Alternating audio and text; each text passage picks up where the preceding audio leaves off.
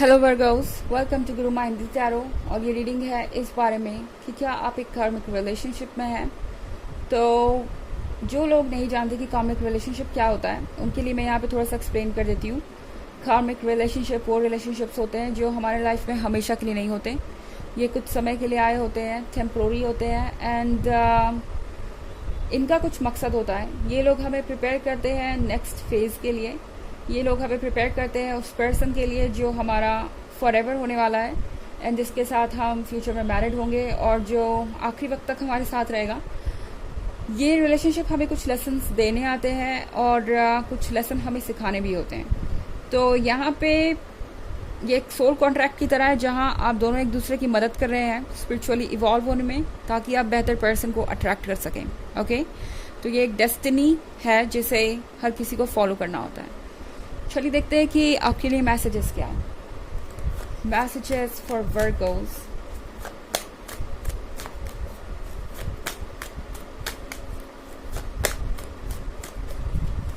क्या ये पर्सन आपका कार्मिक है?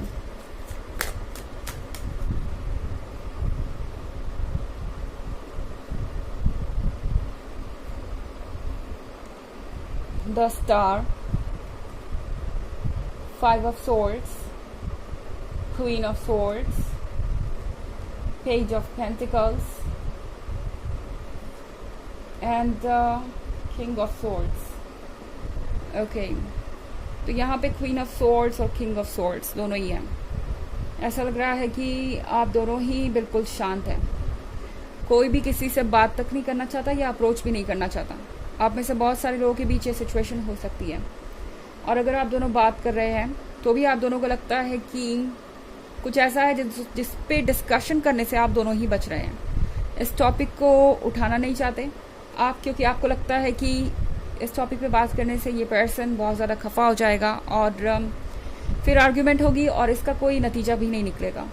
तो शायद आप उस पॉइंट पे आना ही नहीं चाहते, क्योंकि अंत में उसका कोई रिजल्ट नहीं निकलता। हर बार ये पर्सन उन चीज़ों को इग्नोर कर देता है। ये पर्सन इस इशू पे डिस्कस नहीं करना चाहता, क्योंकि इन्हें लगता है कि जो बात बीत गई है उसका एक्सप्लेनेशन देने का कोई मतलब नहीं है एंड आपको मूव ऑन कर जाना चाहिए।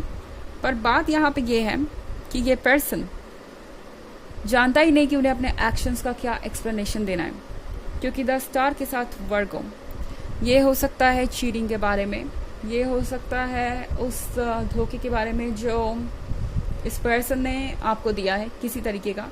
अब ज़रूरी नहीं कि ये थर्ड पार्टी सिचुएशन ही हो। यहाँ पे चीटिंग से मतलब अपने कमिटमेंट को पूरा नहीं करना, आपसे झूठ बोलना, कुछ छुपाना, थर्ड पार्टी भी हो सकती है।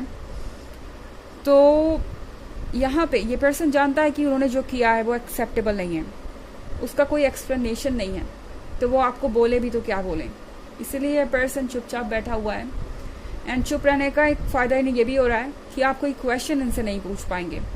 अगर ये साइलेंस बना रहेगा, इस तरीके से ही आप दोनों अगर चलते रहेंगे, तो इन्हें लगता है कि वो क्वेश्चंस आप कभी उनसे पूछ नहीं पाएंगे जिनसे वो डरते हैं। 5 of Swords के साथ इस पर्सन को ये महसूस हो रहा है जैसे कि उन्हें आगे बढ़ने की ज़रूरत है। उन्हें ज़रूरत है पुरानी चीज़ों को पीछे छोड़ देने की।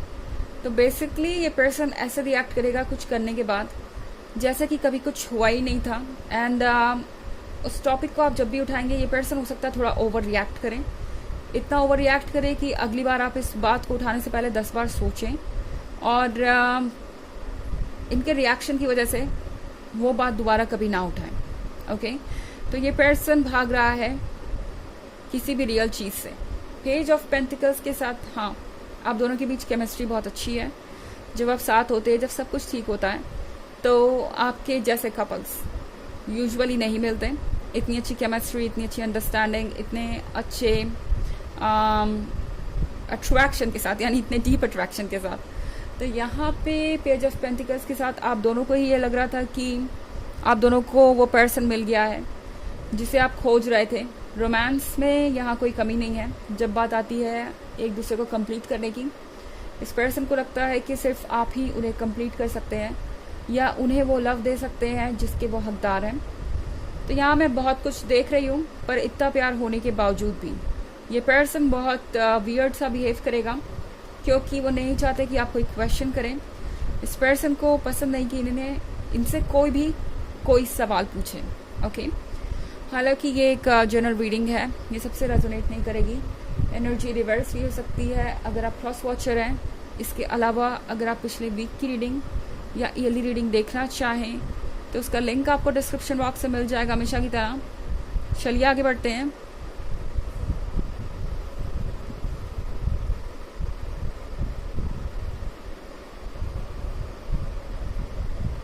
Wheel of Fortune, the Empress, Seven of Pentacles, Knight of Swords, the Fool।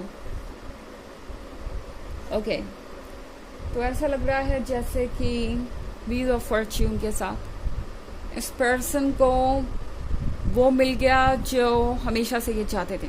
Okay, वो स्पेस। ये पर्सन आपको वेट करवा सकता है। सेवन ऑफ पेंटिकल्स के साथ ये पर्सन आपको वेट करवाएगा, क्योंकि इन्हें लगता है वक्त अपना काम करेगा और वक्त के साथ आप सारी चीज़ें भूल जाएंगे। इस पर्सन को लगता है अगर आप वेट करेंगे तो उन्हें बिना किसी अपॉलॉजी के एक्सेप्ट करने के लिए तैयार हो जाएंगे। उन्हें किसी बात को लेके अफसोस करने की ज़रूरत नहीं है, कोई अपॉलॉजी मांगने की ज़रूरत नहीं है, कोई माफ़ी मांगने की ज़रूरत नहीं है, कुछ ठीक करने की ज़रूरत नहीं है।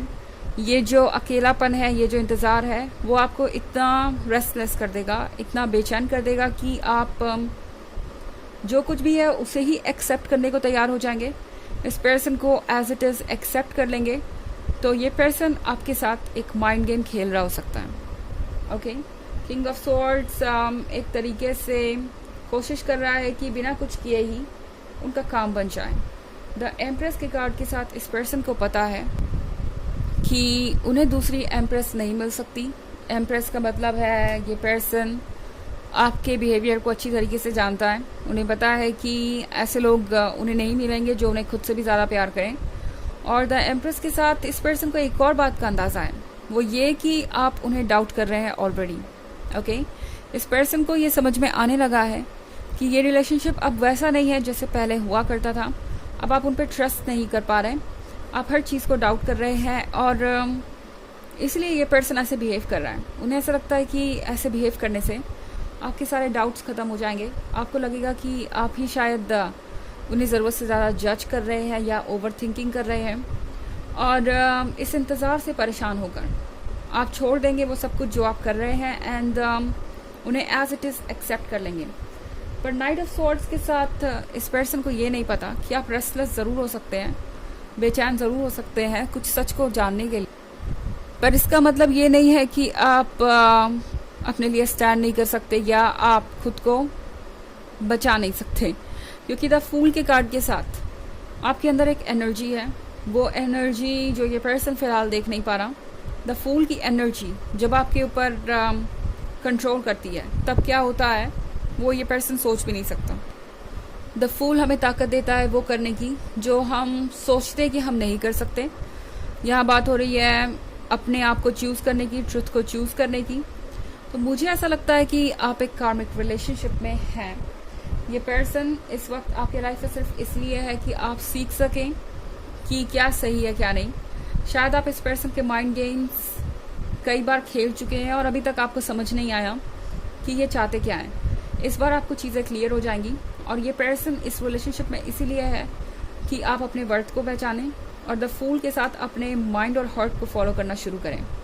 ओके, किसी बात से डरकर अगर आप कोई टॉपिक नहीं उठा रहे कि ये पर्सन अपसेट हो जाएगा या बुरा मान जाएगा, तो चारों आपसे कह रहा है कि ऐसा करने की कोई आवश्यकता नहीं है, खुद को एक्सप्रेस करना सीखिए। और इस पर्सन का कर्मा और लेसन्स तो वैसे भी बहुत स्ट्रांग होने वाले हैं। इस पर्सन को समझ में आएगा कि इस तरीके के माइंड गेम्स खेलने का नतीजा क्या हो सकता है जब द फूल अपना काम करेगा। ओके, चलिए देखते हैं आपके लिए ऑरेकल मैसेज क्या है।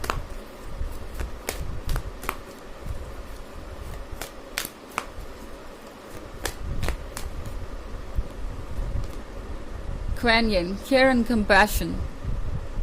Choose to be loved. Do what is right for everyone involved. Offer a helping hand. ये कार्ड आपसे कह रहा है कि आपको लव चूज़ करना चाहिए हर चीज़ के ऊपर, क्योंकि ये आपको पॉजिटिविटी देगा, आपको स्ट्रॉन्ग बनाएगा। आपको हेल्प करनी चाहिए उन सब की जिनको आपकी हेल्प की ज़रूरत है। एंड फिलहाल आपके लिए केयर एंड कंपैशन ज़रूरी है, सबसे पहले खुद के लिए और उनके लिए भी जो आपके आसपास हैं। ओके, इस रिलेशनशिप को फिलहाल जैसा है वैसे छोड़ दीजिए। किंग ऑफ स्वॉर्ड्स को खुद की प्रॉब्लम से डील करने दीजिए पहले। तो ये है रीडिंग इस बारे में कि क्या ये पर्सन एक कार्मिक है। आई होप आपको अच्छी लगी होगी। Thanks for watching, till next video, bye.